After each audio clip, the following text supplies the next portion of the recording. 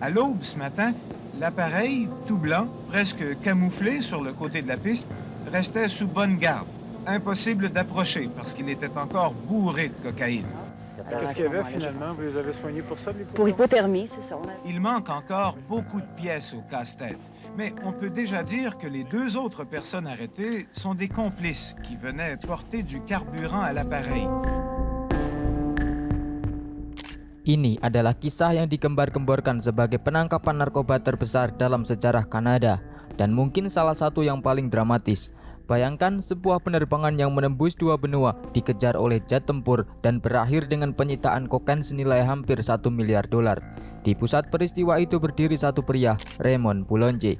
Ia dihukum 23 tahun penjara, tetapi sepanjang hidupnya ia tak pernah menyesali pilihan-pilihannya. Justru sebaliknya, ia menggambarkan seluruh perjalanan hidupnya sebagai sesuatu yang menyenangkan dan penuh adrenalin.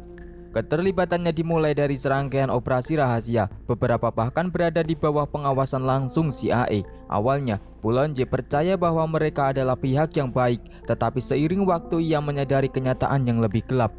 Para operator itu bukanlah pahlawan, mereka adalah orang jahat. Bahkan menurut pengakuannya, Pablo Escobar, Raja Narkoba Kolombia, memiliki hubungan langsung dengan CIA.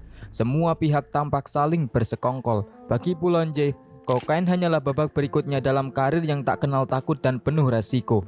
Ia adalah pria yang selalu berada di persimpangan pilihan, memimpin, mengikuti, atau menyingkir. Dan Raymond Boulanger selalu memilih satu hal, memimpin.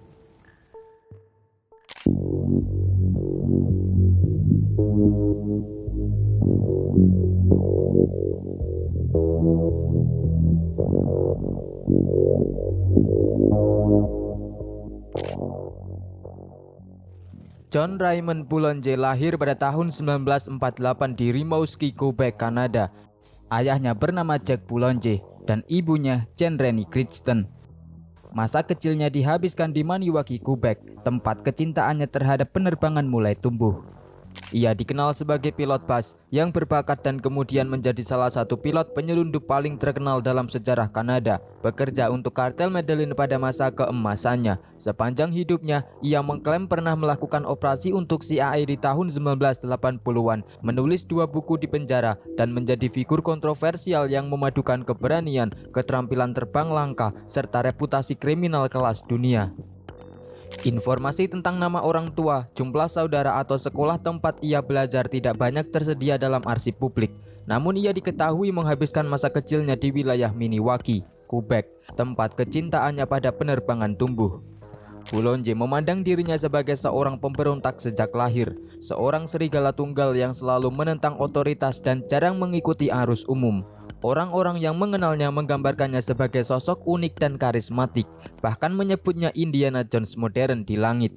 Ia mampu menerbangkan lebih dari 50 jenis pesawat dalam berbagai kondisi ekstrim, seolah kemampuan itu benar-benar mengalir dalam darahnya.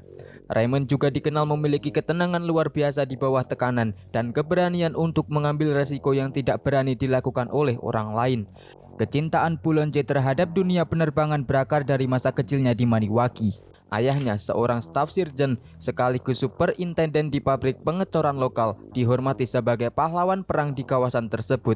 Namun, ayahnya juga memiliki sisi gelap. Pada masa depresi besar tahun 1930-an, ia menjadi penyelundup minuman keras, memanfaatkan era pelarangan alkohol di Amerika Serikat. Anak-anak lokal bahkan dibayar 25 sen per jam untuk mengawasi pergerakan petugas pajak dan polisi. Dari lingkungan seperti inilah Raymond tumbuh, sebuah dunia di mana garis antara legal dan ilegal tampak kabur. Bagi dirinya, tidak ada kategori cara yang benar atau salah dalam mencari nafkah. Yang ada hanyalah menghasilkan uang atau tidak. Kecintaannya pada pesawat muncul sejak ia masih sangat muda. Raymond sering duduk di pangkuan ayahnya saat terbang, menginjak pedal kemudi dengan bantuan 2 balok kayu agar kakinya bisa menjangkau kontrol pesawat. Ia tumbuh di Maniwaki yang kala itu merupakan bandara sibuk, menjadi rumah bagi sekolah penembak udara serta beragam maskapai. Pesawat-pesawat seperti DC-4, C-46, dan Globemaster selalu memikat perhatiannya. Namun pesawat yang benar-benar memikat hatinya adalah DC-3, pesawat anggun dengan raungan mesin piston berat yang menurutnya terdengar seperti musik. Pada usia 21 tahun, ia mencapai salah satu impiannya, mendapatkan kapten cek di pesawat DC-3. Raymond melanjutkan pelatihannya di Wondell Aviation Certified, salah satu pusat pelatihan penerbangan paling sibuk di wilayah itu, dan dengan cepat berkembang menjadi instruktur yang sangat terampil. Meskipun penampilan dan sikapnya sering dianggap agak kasar, di sana ia mendapat julukan si anak kecil karena sifatnya yang impulsif dan tingkahnya yang kadang kekanak-kanakan. Di lingkungan inilah ia juga bertemu Louise Marie Lettrich, wanita yang kelak menjadi istri pertamanya. Pertemuan itu terjadi secara sederhana di hanggar, di antara suara mesin pesawat dan aroma bahan bakar aviasi. Louise tertarik pada karisma liar Raymond, sementara Raymond terpikat oleh ketenangan Louise yang kontras dengan hidupnya yang kacau. Hubungan mereka pun tumbuh cepat. Pada masa itu, dunia penerbangan memberi kebebasan yang tidak bisa ia temukan di tempat lain. Raymond memanfaatkan ruang kebebasan itu sepenuhnya, terutama saat terbang bersama teman-temannya. Ia sering melakukan manuver akrobatik ekstrim, roll, spin, dan terbang sangat rendah di atas ladang. Kadang-kadang mereka bahkan saling bermain kejar-kejaran di udara. Ini adalah sebuah aksi yang sepenuhnya ilegal. Namun bagi Boulanger, semua itu adalah tentang sensasi, ledakan adrenalin yang selalu ia cari dan tidak pernah memuaskan.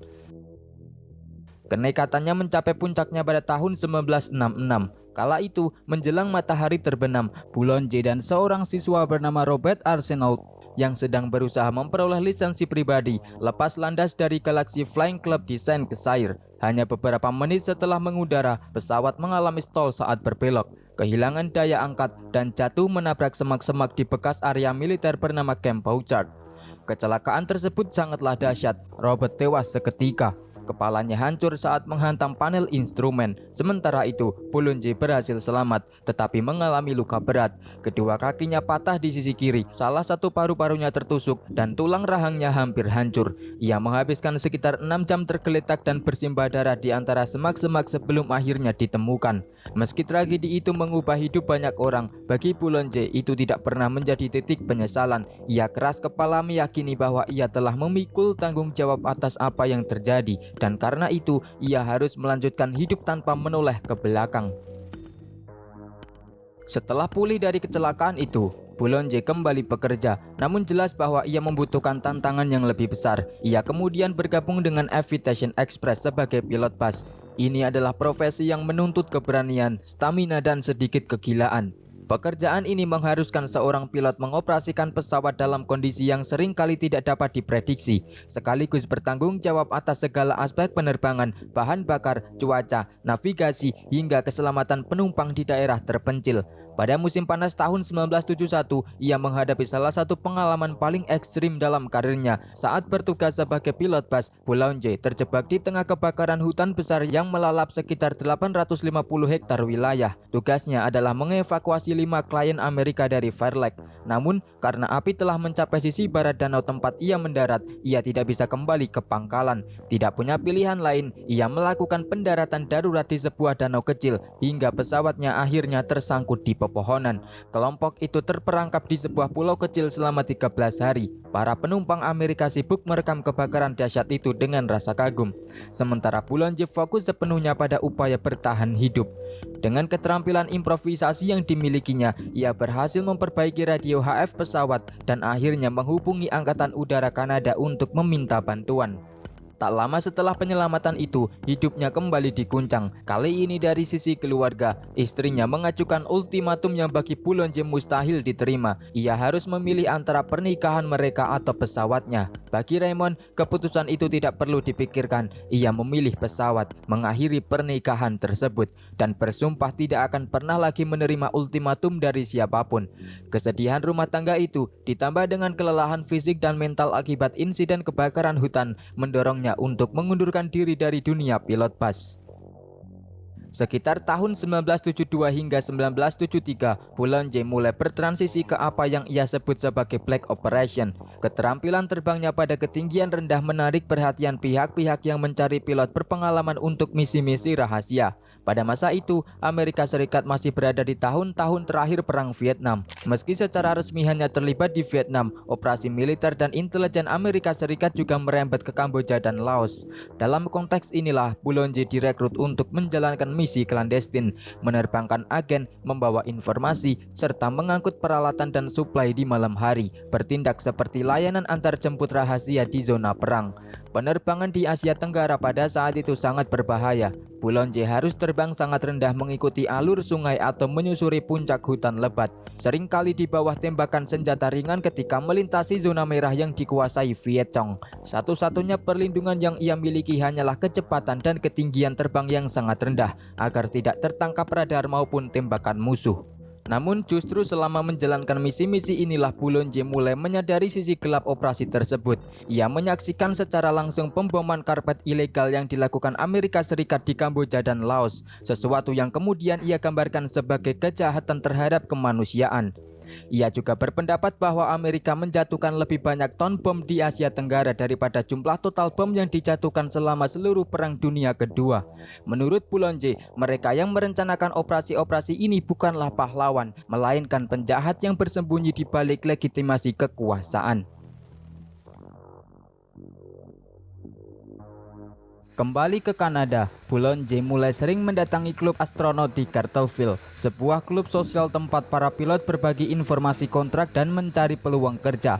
Disinilah ia bertemu Peter Nock, seorang stunt artis sekaligus penyelundup berpengalaman.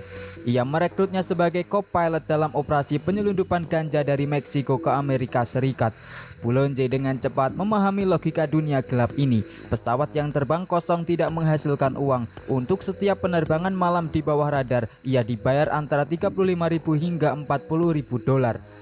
Karir penyelundupan itu segera membawanya lebih jauh ke selatan hingga ke Kolombia. Ia mulai menerbangkan DC-6 menuju Guajira, semenanjung terpencil di ujung utara Amerika Selatan yang berbatasan dengan Venezuela. Kawasan ini terkenal misterius sekaligus menjadi titik transit utama bagi kokain Kolombia. Prosedur operasi selalu sama. Boulanger mendarat dengan mesin tetap menyala. Para karga atau pemuat barang bergegas menaikkan muatan dan ia kembali mengudara. Biasanya ia sudah tiba di Florida Keys pada sore hari. Dalam periode ini, Boulanger mulai bekerja untuk sebuah perusahaan bernama Southern Airlines. Belakangan ia mengetahui bahwa perusahaan tersebut hanyalah front atau perusahaan kedok yang didanai dan dikendalikan oleh CIA sebagai bagian dari upaya mereka terlibat dalam konflik pemberontakan di Nicaragua.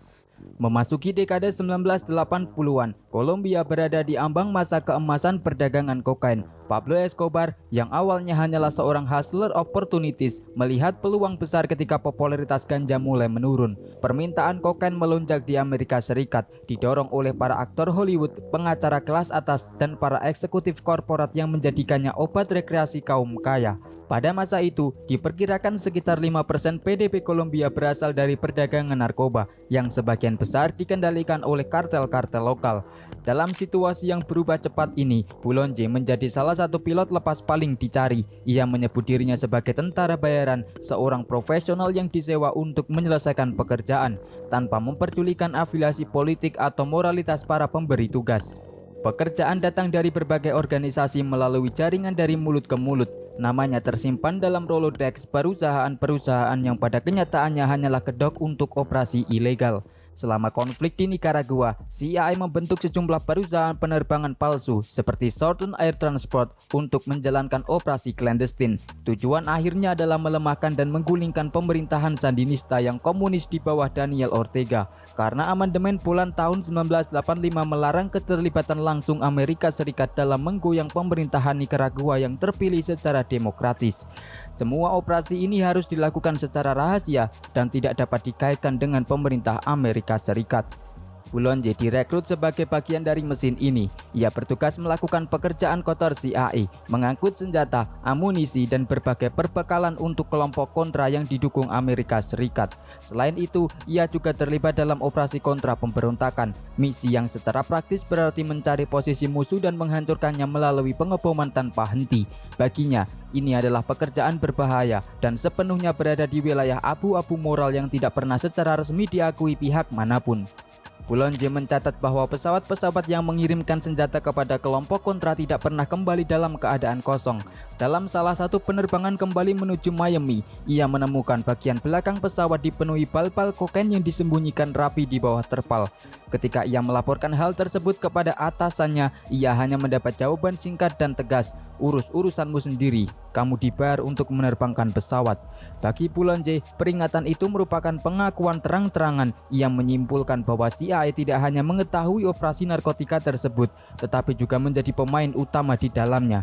Dalam pandangannya, badan intelijen itu adalah pengedar narkoba terbesar di dunia, dan tanpa disadari, ia kini menjadi bagian dari jaringan yang menghubungkan kartel dan pemerintah dalam satu operasi yang saling menguntungkan.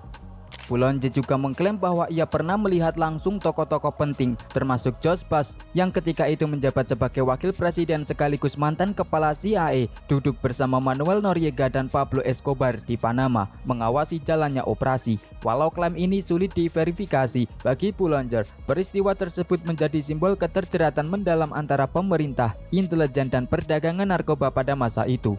Sifat pekerjaannya terus berpindah dari satu negara ke negara lain dan menghabiskan waktu di hutan serta gurun Asia Tenggara dan Amerika Selatan, memaksa Boulanger menjalani kehidupan ganda. Ia jarang berada di satu tempat cukup lama untuk membangun rutinitas, apalagi kehidupan keluarga yang stabil. Dalam salah satu masa singgahnya, ia bertemu Amber, wanita yang kelak menjadi istri keduanya. Keduanya mulai berkencan lalu menikah. Mereka dikaruniai dua anak, seorang putri pada tahun 1976 dan seorang putra pada tahun 1977. Namun, ritme hidup Boulanger membuat rumah tangga itu rapuh. Hampir setiap kali ia pulang, tujuannya hanyalah mengganti pakaian dan menyiapkan koper baru sebelum kembali pergi dalam misi berikutnya. Gaya hidup yang tidak pernah stabil itu, ditambah bahaya pekerjaannya, akhirnya membuat pernikahan mereka runtuh. Pada tahun 1986, ia dan istri keduanya resmi bercerai. Ia membiarkan kedua anaknya tinggal bersama ibunya, sepenuhnya menyadari bahwa ia tidak dapat membesarkan mereka di tengah hutan, gurun, dan zona konflik tempat ia bekerja. Baginya, ini adalah salah satu konsekuensi nyata dari kehidupan yang ia pilih. Kehidupan yang nyaris tidak memberi ruang bagi keluarga. Raymond Boulanger pertama kali bertemu Pablo Escobar pada suatu sore di Panama saat sedang bermain golf di Howard Air Base. Ia dan seorang temannya didekati oleh sekelompok pria yang sedang bermain sepak bola. Setelah diajak minum bar, Boulanger langsung mengenali wajah Escobar. Pada pertengahan 1980, sepupu Escobar, Gustavo, menawarkan Boulanger sebuah pekerjaan. Ia diajak untuk terlibat dalam pengangkutan kokain, sebuah bisnis yang jauh lebih menguntungkan dibandingkan perdagangan ganja yang sebelumnya ia jalani. Permintaan kokain di Amerika Serikat meningkat drastis, menjadikannya pasar utama bagi narkoba tersebut. Escobar mulai mengekspor kokain dalam skala besar, mengubah perdagangan ini menjadi sebuah industri tersentralisasi. Pengiriman yang sebelumnya hanya ratusan kilo kini meningkat menjadi bertonton.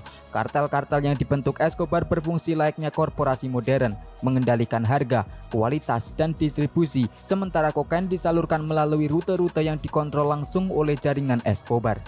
Cara paling efektif untuk memasok kokain ke Amerika Serikat, Australia, dan Kanada adalah melalui pesawat. Escobar sendiri dilaporkan menyebut bahwa pahlawan sejati dalam perdagangan narkoba adalah para pilot pesawat pertamanya. Sekolah-sekolah pilot mulai bermunculan di Kolombia, membentuk armada udara yang khusus melayani kebutuhan pengedaran narkoba. Namun banyak pilot awal ini tidak berpengalaman, sehingga tingkat kecelakaan sangat tinggi. Mereka sering terbang dengan pesawat yang kelebihan muatan secara fatal, kadang di tengah cuaca buruk. Boulanger menyaksikan sendiri bahwa rata-rata 20 hingga 30 pesawat jatuh setiap tahun di luar kota Cali. Ia menyalahkan hal ini pada kurangnya pemahaman aerodinamika. Para pilot tidak mengetahui batas kemampuan pesawat, sehingga pesawat yang kelebihan muatan gagal terbang. Laut Karibia bahkan dijuluki sebagai kuburan perdagangan narkoba, penuh dengan bangkai pesawat yang tenggelam.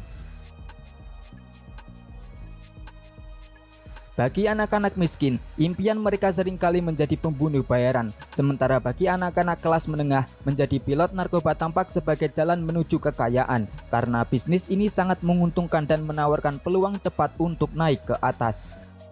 Boulanger dengan keahliannya dalam penerbangan mulai mengubah taktik kartel yang sebelumnya sembrono. Ia menunjukkan bahwa operasi pada siang hari saat pesawat dapat bersembunyi di antara lalu lintas udara sipil justru lebih aman dibandingkan penerbangan malam hari. Ia juga menjelaskan bahwa radar hanya mampu melacak pesawat dari jarak 200 hingga 250 mil. Dengan menerapkan pelatihan dan taktik baru yang diperkenalkan Boulanger, kerugian pesawat kartel menurun drastis. Dari sebelumnya 20 hingga 30 pesawat hilang setiap tahun, kini hanya tersisa 1 atau 2 kecelakaan. Dan biasanya penyebabnya adalah pilot yang tetap nekat terbang dengan muatan berlebihan meskipun telah diberi pengarahan. Pada periode yang sama, dari tahun 1977 hingga 1988, penyitaan kokain oleh DIA di Amerika Serikat meningkat tajam dari 600 kg menjadi 60.000 kg per tahun, mencerminkan lonjakan permintaan yang luar biasa di pasar narkoba internasional. Penerbangan pertama Boulanger untuk kartel Medellin membawanya ke padang gurun Nuevo León di Meksiko. Saat mendarat di landasan kering sepanjang 12 mil, ia terkejut melihat sekelilingnya dipenuhi tentara berseragam militer. Namun, itu bukan upaya penangkapan. Seorang letnan kolonel menyambutnya dengan ramah, menyebut namanya, dan membawanya pergi. Pengalaman itu memberikan pelajaran penting bagi Boulanger. Militer maupun polisi seringkali berada dalam daftar gaji kartel. Boulanger pun menyimpulkan bahwa Kolombia termasuk salah satu negara paling korup di dunia. Ia mengklaim polisi Kolombia membersihkan jalan untuknya saat meninggalkan Cali dan Medellin dengan narkoba di pesawat karena mereka sudah dibeli dan dibayar. Bahkan, ia membayar informan di kedutaan Amerika Serikat sebesar $5.000 setiap hari Sabtu untuk memperoleh peta lengkap zona patroli penjaga pantai, bea cukai, dan DIA di Karibia, sehingga ia bisa merancang rute penerbangan yang aman dan menghindari penegak hukum. Dalam bisnis ini, kekerasan adalah hal yang biasa. Jurnalis dibunuh seperti lalat, dan Boulanger sendiri berpendapat bahwa tidak ada yang disebut korban tak bersalah dalam perdagangan narkoba. Siapapun yang terjebak dalam baku tembak harus menanggung resikonya sendiri. Boulanger selalu bersenjata, membawa Beretta 9 mm tersembunyi di belakang celana jeansnya. Ia dan timnya terbiasa menghadapi penyergapan, seperti ketika sekelompok cicipas atau preman lokal mencoba membaca kiriman dengan menutup jalan menggunakan kayu. Boulanger dan timnya yang dilengkapi senjata lengkap membalas tembakan. Pertempuran berlangsung sekitar 20 menit dan berakhir dengan tewasnya semua penyerang. Boulanger sendiri adalah pecandu adrenalin. Sensasi bahaya adalah obat pilihannya. Uang meskipun jumlahnya sangat besar hanyalah sekunder. Setelah tahun 1985, ia jarang melakukan penerbangan dengan bayaran di bawah $3 juta. Ia mengenal pilot berusia 25 hingga 30 tahun yang menyimpan $15 hingga $20 juta di ruang bawah tanah. Namun uang itu justru menghancurkan hidup mereka. Kartel seringkali menimbang uang tunai secara kasar daripada menghitungnya secara detail. Dengan gudang di Cali dipenuhi tumpukan uang setinggi langit-langit. Strategi DIA kemudian bergeser dari fokus menyita narkoba menjadi menyita uang. Mereka menargetkan unit penerbangan kartel dan mencoba menyita pesawat. Karena tanpa pesawat, kartel akan kesulitan mengangkut kokain. Boulanger dengan pengetahuan luasnya tentang operasi udara kartel bahkan membantu membeli kembali pesawat-pesawat yang disita DIA melalui pelelangan. Dengan uang tunai, ia akan memasang tawaran pada 5 hingga 7 pesawat untuk mengalihkan perhatian, namun hanya membeli pesawat yang secara khusus diminta oleh kartel. Namun, strategi ini akhirnya menjeratnya. Dalam perjalanan ke Florida untuk pelelangan pesawat Mitsubishi Marquis, Boulanger dan ayahnya ditahan di perbatasan karena membawa uang tunai yang tidak dilaporkan. Boulanger membawa $65.000, sedangkan ayahnya membawa $20.000. Meskipun kantor Sheriff Broward County mengonfirmasi bahwa Boulanger terdaftar sebagai pembeli lelang, DIA menuduhnya berniat membeli narkoba. Keduanya pun didakwa atas pelanggaran gagal mendeklarasikan transaksi moneter melebihi $10.000. Boulanger menjalani hukuman penjara selama 13 bulan di Amerika Serikat, sementara ayahnya menjalani 12 bulan. Selama di penjara, ayahnya dengan sikap santai yang khas menghibur diri dan narapidana lain dengan mengajarkan bahasa Prancis. Saat menjalani masa penjara, Boulanger bertemu dengan seorang pria Belgia yang bergerak dalam perdagangan senjata ke berbagai negara. Setelah dibebaskan, Boulanger pun beralih ke perdagangan senjata dan suku cadang pesawat, menjadikannya sarana untuk mempertahankan gaya hidupnya yang penuh petualangan. Ia menjual suku cadang mesin, baling-baling, dan ban untuk jet Phantom F-4 milik Iran yang saat itu diblokir oleh embargo Amerika Serikat. Boulanger menjadi perantara yang dapat dipercaya. Ia mendirikan perusahaan boneka di Swiss dan memanfaatkan zona bebas bea di Montreal untuk mengirimkan barang-barang yang dilarang. Klien utamanya adalah Iran karena embargo Amerika Serikat menciptakan peluang bisnis yang sangat menguntungkan. Ia juga memiliki klien lain seperti Libya di bawah pemerintahan Kolonel Gaddafi yang membutuhkan suku cadang sipil maupun militer. Boulanger melakukan perjalanan rutin ke Tripoli dan pangkalan operasi di gurun.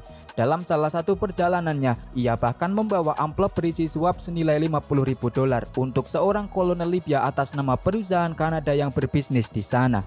Meskipun berurusan dengan negara-negara yang dianggap musuh Amerika Serikat, sebagai warga negara Kanada, Boulanger secara teknis diizinkan berbisnis dengan Iran. Ia menikmati kesuksesan dalam perdagangan ini selama beberapa tahun di Belgia, yang menjadi pusat perdagangan senjata internasional sekaligus markas NATO. Perdagangan senjata yang dijalani Boulanger berlanjut hingga awal 1990-an. Namun ketika Perang Teluk pecah, ia menyadari bahwa segala sesuatunya akan semakin berantakan dan memutuskan untuk pensiun total dari bisnis tersebut. Tak lama setelah itu, sebuah panggilan telepon mengubah arah hidupnya sekali lagi. Seseorang menawarinya sebuah tugas yang terdengar mustahil, yaitu mengimpor kokain dalam jumlah besar ke Quebec. Permintaan itu mengharuskan Boulanger mengatur pengiriman 4.000 kg kokain dalam satu penerbangan. Sebuah misi yang oleh orang lain dianggap tidak bisa dilakukan. Bagi Boulanger tidak ada yang mustahil. Tantangan ini bukan sekedar tentang uang, itu adalah undangan untuk menguji batas kemampuan dan keberaniannya. Meskipun telah pensiun dari perdagangan senjata dan melewati masa jayanya, panggilan telepon itu terlalu menggoda untuk diabaikan. Kartel Kolombia menekankan bahwa misi ini tidak mungkin dilakukan. Namun bagi Raymond, setiap rintangan hanyalah masalah waktu dan perencanaan.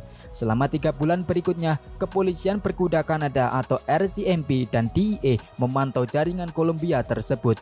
Mereka menyadari bahwa operasi sebesar ini, pengiriman 4 ton kokain senilai sekitar $1 miliar ke Kanada, hanya akan dipercayakan kepada pilot yang paling terampil, berani, dan tentu saja sedikit gila. Dan nama itu tak diragukan lagi adalah Raymond Boulanger.